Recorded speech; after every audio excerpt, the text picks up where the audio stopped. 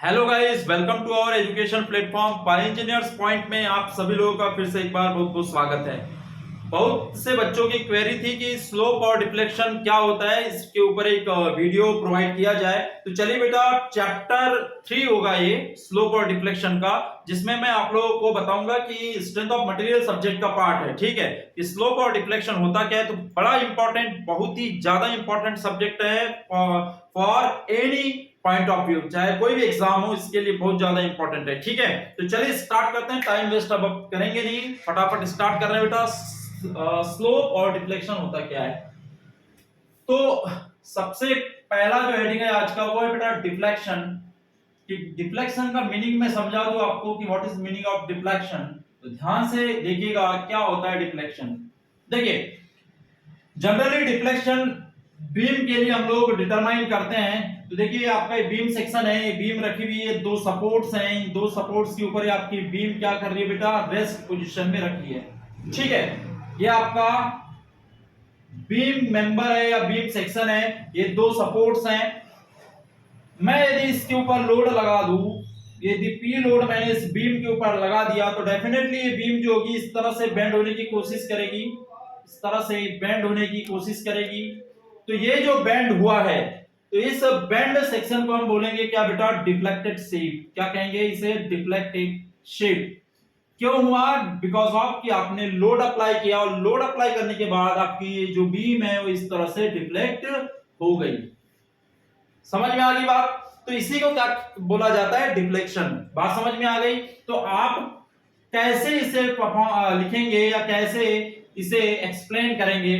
जब आप लोड लगाते हैं, तो लोड लगाने के बाद जिस डायरेक्शन में लोड लग रहा है उसी डायरेक्शन में आपकी बीम क्या हो रही है, डिफ्लेक्ट हो रही है। तो इसी को क्या बोला जाता है, डिफ्लेक्शन ऑफ बीम। तो क्या होगा, व्हेन लोड अप्लाइड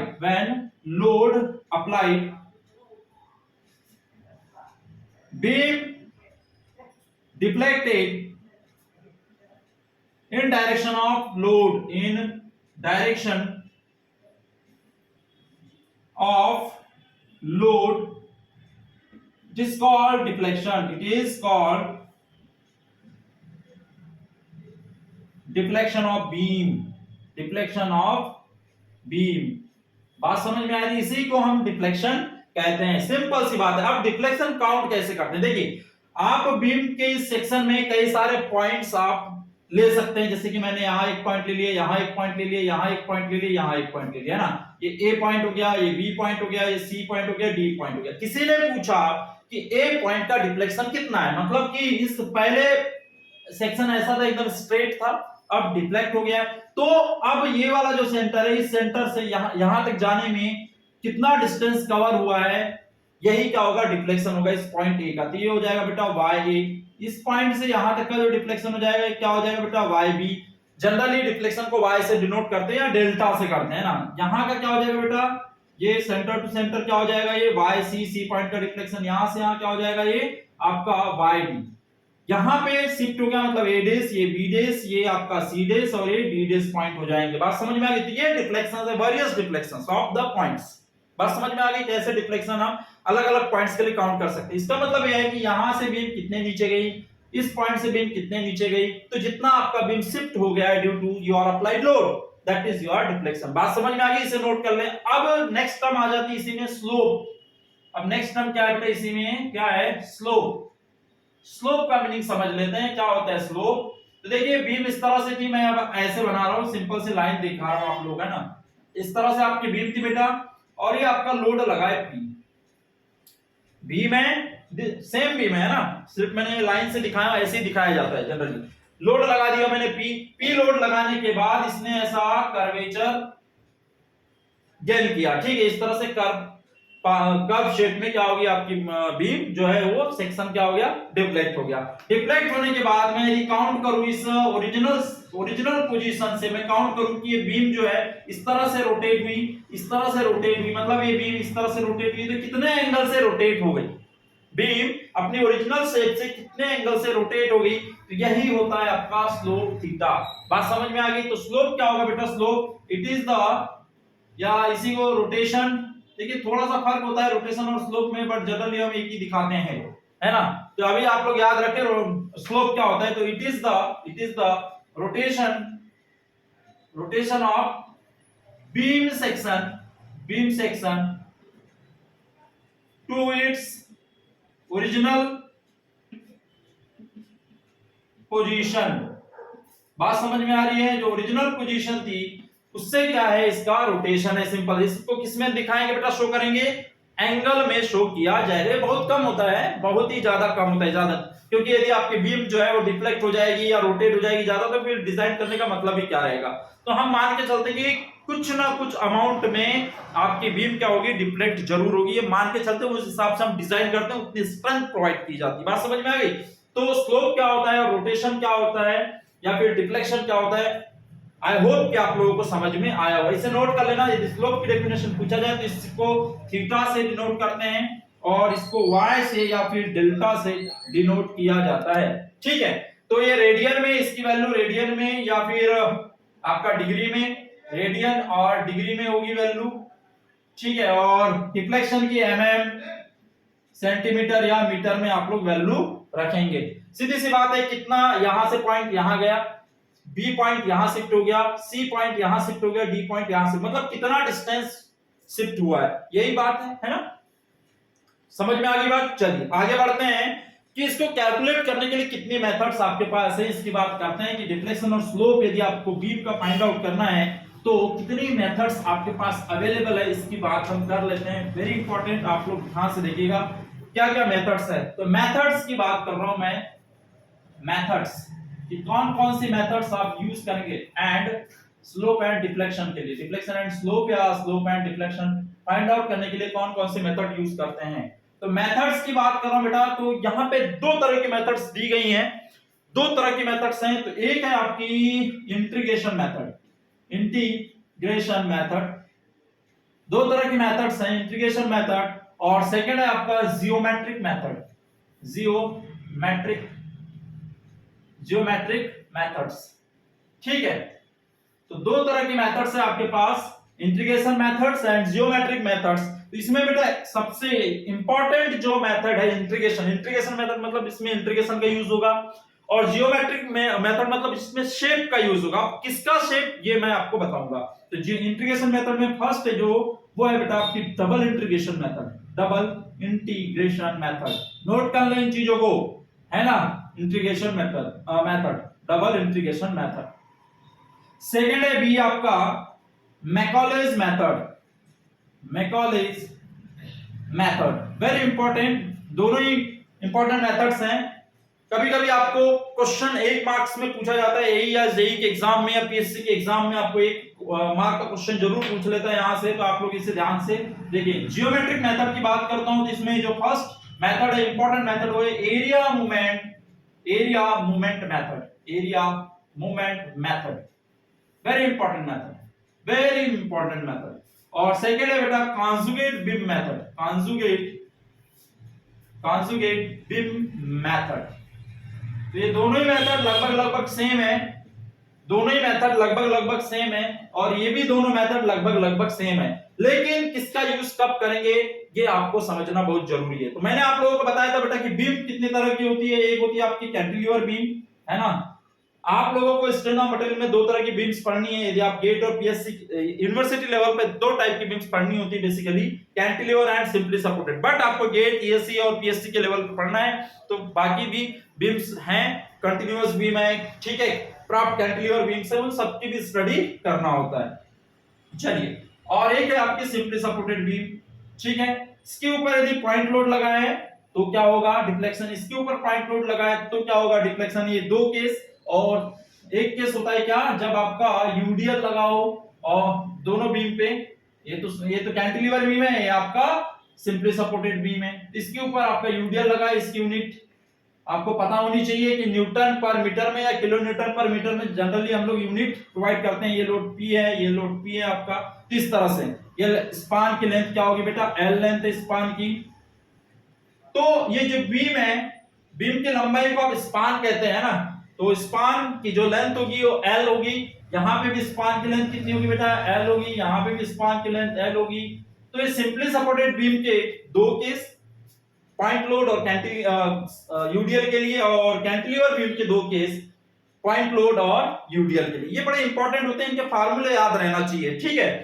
बाकी भी मैं और भी बताऊंगा, फिक्स बीम है, फिक्स बीम के लिए भी फार्मूलेज होते हैं, तो जैसे जैसे आगे बढ़ते जाएंगे वैसे वैसे मैं आपको बताते चला जाऊंगा। तो बात समझ में आ गई, कितनी तरह की मेथड्स हैं आपके पास इंटीग्रेशन मेथड्स में। Double integration method, Macaulay method हो जाएगी, और ज्योमेट्रिकल मेथड्स में आपका एरिया मूवमेंट मेथड और कॉन्जुगेट बीम मेथड हो जाएगी। बात समझ में आ गई। चलिए इसके बाद आगे बढ़ते हैं और हम फर्स्ट मेथड को लेंगे, क्या, डबल इंटीग्रेशन मेथड को क्या होती है इसके बारे में थोड़ा सा हम समझ लेते हैं, है ना। चलिए मैं इसे क्लीन कर रहा हूं, आप लोग नोट करते जाएं कि क्या होता है, ठीक है। काफी इंपॉर्टेंट है, डबल इंटीग्रेशन मेथड की मैं बात करने जा रहा हूं, है ना। आप लोग वीडियो को पॉज करके लिख सकते हैं, there is no issue, there is no problem in writing because of you have video lecture. तो डबल इंटीग्रेशन की बात कर रहा हूं। डबल इंटीग्रेशन मेथड क्या होती है, बहुत ही इंपॉर्टेंट है, ध्यान से देखिएगा। डबल इंटीग्रेशन मेथड, ठीक है। जैसे ही वर्ड बोला गया है कि डबल इंटीग्रेशन मतलब दो बार इंटीग्रेशन होगा, तो मैं आप लोगों को बता दूं कि डिफ्लेक्शन की इक्वेशन होती है ना। डिफ्लेक्शन की इक्वेशन होती है आपके पास, डिफ्लेक्शन इक्वेशन है आपके पास, डिफ्लेक्शन इक्वेशन ये निकल के आती है बेटा, इसका डेरिवेशन है, तो अभी मैं उसकी चर्चा नहीं करूंगा, बट आपको बता देता हूं डिफ्लेक्शन इक्वेशन होती क्या है। E I D square Y upon D X square is equal to M X. This is your wonderful equation for determine slope and deflection for any type of beam. Understand. तो ये आपकी equation है simple सी, तो इसको आपको दिमाग में set करके रखना है। ई आई क्या होता है बेटा यहाँ पे, व्हाट इज ई आई जो कॉम्प्लेक्स मल्टीप्लाई में इसे हम क्या कहते हैं, फ्लेक्सुरल रिजिडिटी। क्या कहते हैं बेटा, फ्लेक्सुरल रिजिडिटी। रिजिडिटी का मतलब होता है स्ट्रेंथ। रिजिडिटी मींस बीम की स्ट्रेंथ, कितनी बीम की स्ट्रेंथ है, कितना रिजिड है। रिजिडिटी मतलब रिजिड, कितना स्ट्रेंथ है, कितना मजबूत है, अगेंस्ट द फ्लेक्सर मतलब फेलियर के अगेंस्ट में वो कितना मजबूत है, वो होती है। तो डिपेंड करता है इलास्टिसिटी कांस्टेंट पे, यंग्स मॉडुलस पे और मोमेंट ऑफ इनर्शिया पे, ठीक है। आई क्या होता है, मोमेंट ऑफ इनर्शिया, और ये आपका रिजिड इलास्टिक मॉडुलस है, ठीक है। और mx क्या है बेटा यहाँ पे, mx क्या है, mx योर मूवमेंट। कौन सा मूवमेंट, बेंडिंग मूवमेंट, याद में रखना। तो मैं मूवमेंट नहीं लिखूंगा, मैं क्या लिखूंगा, बेंडिंग मूवमेंट लिखूंगा। क्या लिखूंगा बेटा, bending movement on section x section आप काटेंगे तो वहां पे आपको क्या करना पड़ेगा, बेंडिंग मोमेंट डिटरमाइन करना पड़ेगा। तो ये इक्वेशन आपको बहुत ही इंपॉर्टेंट है आपके लिए, इसे नोट करना है, ठीक है। नोट कर लिया आप लोगों ने। चलिए मैं एग्जांपल लेता हूं कैसे सॉल्व करते हैं, उसके बाद हम इस लेक्चर को कंप्लीट कर लेंगे, ठीक है। चलिए एक एग्जांपल लेता हूं, डबल इंटीग्रेशन मेथड से हम कैसे स्लोप और डिफ्लेक्शन फाइंड आउट करते हैं। तो देखिएगा मैं फर्स्ट एग्जांपल ले रहा हूं, एग्जांपल नंबर 1। क्या है बेटा, कैंटिलीवर बीम। क्या है, कैंटिलीवर बीम, और इसके एंड पे लगा है पी लोड, स्पान है एल। तो आप कैसे स्लोप और डिफ्लेक्शन फाइंड आउट करेंगे, ठीक है। चलिए तो मैं क्या कर लूं बेटा, देखिए बीम में मुझे एक सेक्शन लेना होता है, क्योंकि मुझे क्या निकालना है, बेंडिंग मोमेंट निकालना है। और मुझे कहीं पे भी सेक्शन का मतलब एक पॉइंट मुझे यहाँ कहीं पे भी इस बीम के अंदर कहीं पे भी एक पॉइंट मुझे क्या करना है, लेना है, ताकि मैं वहां पे मोमेंट निकाल लूं, है ना। ये रूल होता है। तो चलिए कहीं पे भी मैं एक पॉइंट एक सेक्शन ले लेता हूं। ये सेक्शन मैंने ब्रेक कर लिया, काट लिया, और ये पॉइंट मिल गया मुझे, ठीक है। एक्स एक्स सेक्शन हो गया। तो मैं यहां पे मोमेंट निकालूंगा, है ना। तो देखिएगा यहां से यहां तक की डिस्टेंस मैं x ले लूं, या यहां से यहां तक की डिस्टेंस x ले लूं, कोई दिक्कत नहीं। तो मैं चलिए बेटा मैं यहां से यहां तक की डिस्टेंस x ले लेता हूं। तो यहां से यहां तक की डिस्टेंस क्या हो जाएगी, l - x हो जाएगी। ध्यान से देखो, बात समझ में आ गई क्या कहना चाह रहा हूं। इधर से भी आप x काउंट कर सकते हैं, इधर से भी कर सकते हैं, लेकिन कोई दिक्कत नहीं, उससे मैं बताऊंगा फिर लास्ट में कैसे दिक्कत होती है ना, क्या करना होता है आपको। तो l - x और ये हो गई x, ठीक है। चलिए अब ध्यान दीजिएगा, मूवमेंट लेना है मुझे, movement at section x x section पे मुझे मूवमेंट फाइंड आउट करना है, मतलब इस सेक्शन पे, मतलब इस पॉइंट पे मुझे मूवमेंट फाउंड करना है। कौन सा मूवमेंट बेटा, बेंडिंग मूवमेंट, याद रखना बेंडिंग मूवमेंट। तो देखिएगा जहां पे भी सेक्शन काटते हैं उसका एक साइड से पार्ट लेना है, या तो इधर से आप मूवमेंट कैलकुलेट कर लो, या तो फिर इधर से कर लो, कोई दिक्कत नहीं। देखिए यहाँ पे एक सपोर्ट है तो यहाँ पे एक ही रिएक्शन आएगा, ये आपको याद होना चाहिए। यहाँ पे एक ही सपोर्ट है तो यहाँ पे एक ही रिएक्शन आएगा। ये ए पॉइंट ले लेते हैं और ये वाला आपका बी पॉइंट ले लेते हैं ना। तो यहाँ पे रिएक्शन क्या होगा RA, और इसके बराबर क्या होगा, जितना upward force is equal to downward force, तो RA इज इक्वल टू क्या होगा बेटा, P होगा, क्योंकि एक ही सपोर्ट है। तो इस बीम के ऊपर जितना भी लोड आएगा वो इस वर्टिकल लोड, ये जो वर्टिकल रिएक्शन होगा वो पूरी तरीके से क्या कर लेगा, उसे रजिस्ट कर लेगा। ठीक है, बात समझ में आ गई। चलिए यहां से यहां तक की लेंथ आपको पता ही है कितनी है बेटा, L लेंथ है यहां से यहां तक, है ना, यहां से यहां तक लेंथ कितनी है, L। ठीक, तो movement, bending movement at section XX क्या हो जाएगा, देखिए इधर से काउंट कर रहा हूं मैं, ठीक है, इस पॉइंट पे मूवमेंट ले रहा हूं, तो एक ही लोड है, तो देखिए इस बीम को ऐसे घुमाने की कोशिश करेगा, ये पॉइंट में X पॉइंट ले लिया और ये ऐसा लोड लगा है P, है ना, तो ये बीम को इस तरह से घुमाने की कोशिश करेगा, इसको ऐसे बेंड कराने की कोशिश करेगा, तो फोर्स इनटू डिस्टेंस हो जाती है। मूवमेंट इज इक्वल टू क्या होता है, force into distance, force into यहां से यहां तक की डिस्टेंस। लेकिन ये कौन सा शेप बनाए बेटा, कॉन्केव शेप बनाए, और जब भी कॉन्केव शेप बनता है तो नेगेटिव साइन आता है, क्या आता है, नेगेटिव, तो यहां पे नेगेटिव मूवमेंट आएगा। बात समझ में आ गई, कॉन्केव शेप बना, नेगेटिव मूवमेंट आएगा, तो यहां पे आ जाएगा -p into L - x, this is my movement, ये mx की वैल्यू आ गई मेरी कितनी, -p L - x, equation number 1। अब सेकंड बात कर रहे हैं कि वी नो क्या नो बेटा, हम लोगों को पता है कि equation we know EI d2y upon dx² is equal to क्या होता है बेटा, mx।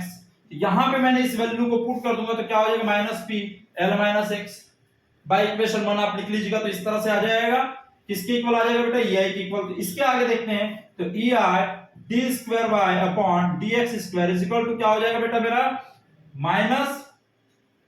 -pl और यहां पे हो जाएगा +px हो जाएगा, मैंने मल्टीप्लाई कर दिया तो -pl और माइनस माइनस प्लस हो जाएगा px।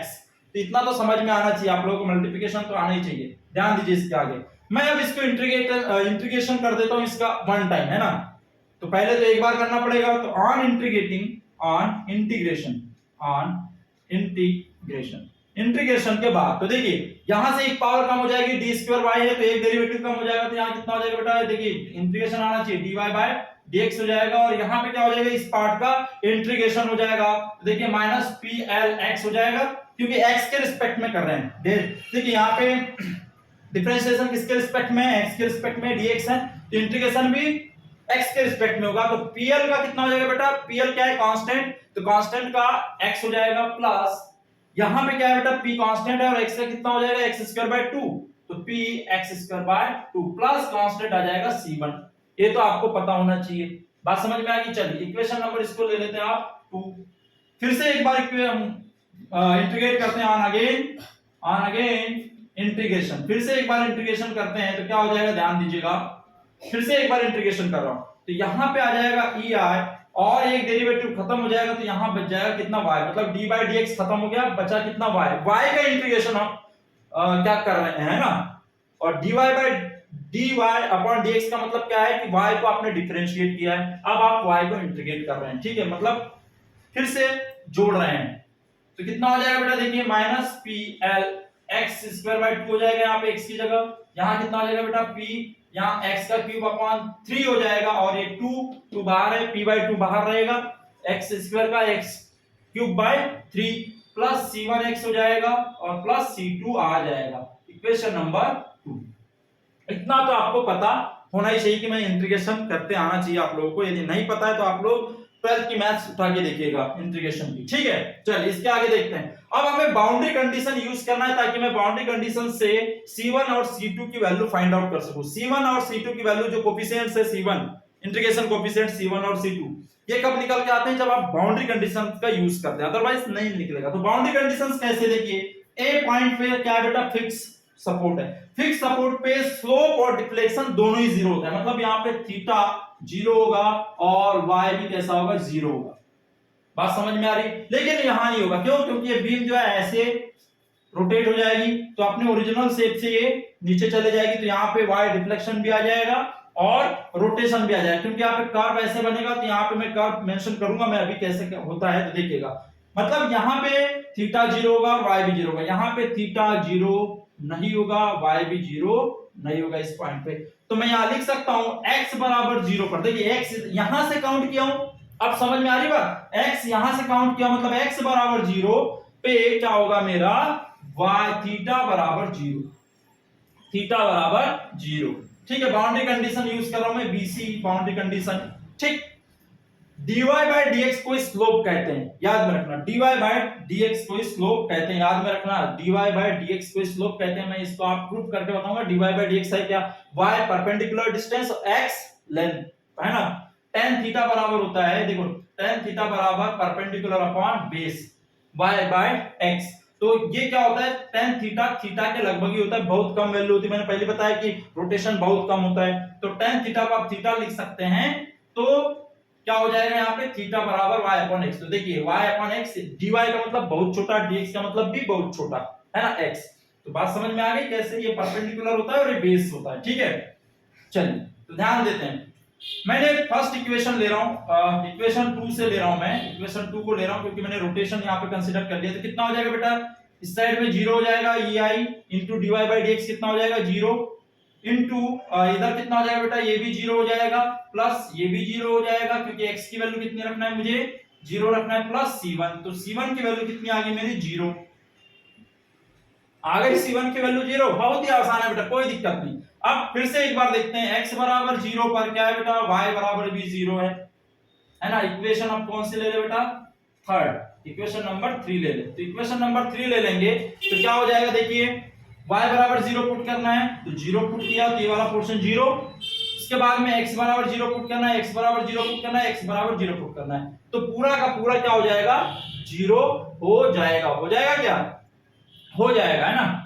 तो यहां से C2 की वैल्यू निकल के आ जाएगी। तो कितनी आएगी बेटा, ये हो जाएगा 0, ये भी हो जाएगा 0, प्लस ये भी हो जाएगा 0, प्लस C2। तो C2 की वैल्यू भी कितनी आ गई मेरी, निकल के 0। दोनों की वैल्यू मेरे पास 0 आई है, क्यों, क्योंकि मैंने x बराबर 0 पे दोनों वैल्यू लिखा हूं, तो दोनों की वैल्यू आ गई 0। तो यहां तक क्लियर हो गया, ध्यान दीजिएगा इसके आगे। तो C1 C2 की वैल्यू निकल के आ गई। अब हमें इस इक्वेशन और इक्वेशन की ही जरूरत है, तो हमें समझ में आ जाएगा। देखिएगा कैसे समझ में आता है, ध्यान दीजिएगा, है ना, ध्यान दीजिएगा। हमें इन दो इक्वेशंस की जरूरत है, ध्यान दीजिएगा। ये बीम थी मेरी, इस तरह से ये डिफ्लेक्ट हो जाएगी, है ना। तो यहां से यहां तक जो डिफ्लेक्शन होगा ये y, और देखिए यहाँ पे मैं वर्टिकल ये हॉरिजॉन्टल लाइन खींचूं तो ये वाला एंगल जो होगा थीटा हो जाएगा, है ना, यही होगा रोटेशन। ठीक है, तो ये हो गया मेरा क्या, बी पॉइंट का, और ये भी क्या है, बी पॉइंट का, और ये ए पॉइंट था। तो x बराबर l तक जाऊंगा, यहां पे x बराबर 0 और यहां पे x बराबर क्या है बेटा, l है। ठीक है, तो मैं स्लोप निकालूंगा x बराबर l पे, क्योंकि वहीं पे निकलेगा, बाकी जगह नहीं निकलेगा, है ना। तो at x is equal to l पर जो होगा थीटा dy बाय dx जो हो जाएगा, dy बाय dx जो हो जाएगा वो कितना हो जाएगा बेटा, थीटा b हो जाएगा। बात समझ में आ गई, क्योंकि b पॉइंट का निकलेगा। तो इक्वेशन नंबर 2 ले लेते हैं। ये है आपकी डिफ्लेक्शन स्लोप की इक्वेशन, और ये है आपकी डिफ्लेक्शन की इक्वेशन। ठीक है, जहां y आ गया वो डिफ्लेक्शन, जहां dy बाय dx आ गया वो स्लोप। तो देखिएगा, तो ei इनटू कितना हो जाएगा बेटा, यहाँ पे थीटा b, और यहाँ पे कितना आ जाएगा, माइनस p इनटू l आ जाएगा, प्लस कितना आ जाएगा, p l स्क्वायर बाय कितना आ जाएगा बेटा 2, प्लस c1 की वैल्यू 0। तो यहां से देखिए माइनस pl स्क्वायर हो जाएगा, और यहाँ पे क्या हो जाएगा, pl स्क्वायर बाय 2। तो देखिए एक में से आधा चला जाएगा, ये हाफ है और ये एक है, तो एक में से आधा चला जाएगा तो क्या बचेगा, माइनस pl स्क्वायर बाय 2 ही बचेगा, क्योंकि ये माइनस जो है वो बड़ा है, यहाँ पे यहाँ 1 है और यहाँ पे हाफ है। तो एक माइनस 1 में से प्लस 1/2 जाएगा, तो माइनस 1/2 बचेगा। तो किसके इक्वल आ गया बेटा, ई आई थीटा बी के इक्वल आ गया। तो यहां से थीटा बी बराबर जो हो जाएगा, ई आई इधर मल्टीप्लाई कर दूंगा तो क्या आ जाएगा बेटा, माइनस मेरा माइनस पीएल स्क्वायर अपॉन 2 ई आई। ये जो है मेरा स्लोप का फार्मूला है। कितना आसान है, सिंपल है। ठीक है, स्लोप इस तरह से फाइंड आउट हो गया। तो आप लोगों को ध्यान से इसे देखना है, कैसे मैंने डिटरमाइन किया, कैसे मैंने स्लोप लेके आया, कहां पे स्लोप आएगा, कहां पे नहीं आएगा। फिक्स होता है तो स्लोप वहां पे 0 होता है, रोटेशन 0 होता है, डिफ्लेक्शन 0 होता है फिक्स पे, है ना। चलिए इसे नोट करें। इसके आगे मैं इसी के नीचे बैठा बता रहा हूं, है ना, इसके आगे का इसके नीचे बता रहा हूं। ठीक है, आप लोग ध्यान से देखिएगा। अब क्या लूंगा मैं, एट x बराबर l, फिर से यहां से इधर जाना है, x बराबर l पे क्या है बेटा, y बराबर क्या होगा, y b, b पॉइंट पे निकलेगा मेरा डिफ्लेक्शन। तो कितना हो जाएगा, E I into Y B is equal to क्या आ जाएगा minus P L into L square by 2 हो जाएगा, और यहाँ पे पी बाई 6 कर दो इसको, 6 इंटू एल का क्यूब प्लस ये 0 0 C1 C2 0 है तो 0 0, तो यहां से E I Y B is equal to क्या आ जाएगा बेटा, देखिए माइनस पी एल का क्यूब डिवाइड बाय 2 प्लस यहाँ पे आ जाएगा पी एल का क्यूब डिवाइड बाय 6 आ गया। तो देखिएगा 1/2 और 1/6 इसका मैं सॉल्यूशन करूंगा तो कितना आएगा, ये मेरा minus P L cube upon 3 आएगा। देखिएगा ध्यान से 3 आएगा, आना ही पड़ेगा उसको, और इसका ई आई का इधर मल्टीप्लाई कर दूंगा तो ये ई आई आ जाएगा, तो ये वाई बी के बराबर निकल के आ जाएगा। देखिएगा एक बार कैलकुलेट करके हो रहा है कि नहीं हो रहा है। देखिए माइनस 1/2 प्लस 1/6, ये माइनस 1/2 है, ये प्लस 1/6 है, पी एल क्यूब दोनों में है तो कॉमन है, तो देखिएगा इसको सॉल्व करके आ रहा है या नहीं आ रहा है, तो 6 कॉमन निकल जाएगा, 3 बार कट गया, ठीक है, माइनस और 6 एक बार कट गया है ना, तो यहाँ पे प्लस, तो कितना आ गया ये माइनस 3, हाँ, तो ऊपर में कितना आ जाएगा -2/6, तो ये आ जाएगा 1/3 माइनस, आ गया। तो ये है मेरा स्लोप एट बी पॉइंट और डिफ्लेक्शन एट बी पॉइंट, और ये है मेरा स्लोप और एट बी पॉइंट, और ये है मेरा डिफ्लेक्शन एट बी पॉइंट। कितना आसान है, बार बार कहता हूं आप लोगों को कि चीजों को ध्यान से देखा करें, ध्यान से समझा करें, आसानी से आप लोगों को समझ में आ जाएगा। लेकिन आप लोग थोड़ा सा कंसंट्रेट करने की कोशिश किया करें, आप लोगों को समझ में आएगी, जरूर आएगी चीजें समझ में। तो इसे नोट करें, मिलते हैं नेक्स्ट लेक्चर में, तब तक के लिए थैंक यू सो मच।